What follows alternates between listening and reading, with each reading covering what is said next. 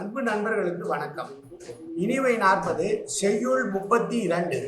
கற்று அறிந்தார் கூறும் கரும பொருள் இனிதே, பற்று அமையா வேந்தன் கீழ் வாழாமை முன் இனிதே.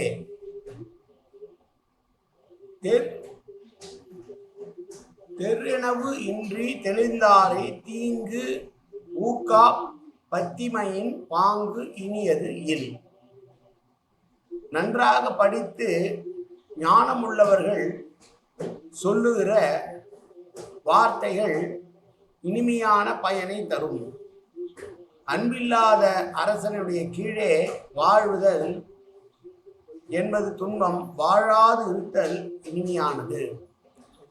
ஆராயாமல் கெடுதெய்தவர்களுக்கு அவர்களுக்கும் தீங்கு செய்யாமல் அன்புடையவராய் இருப்பது போன்று இனியது வேறு இல்லை என்று சொல்லுகிறார்.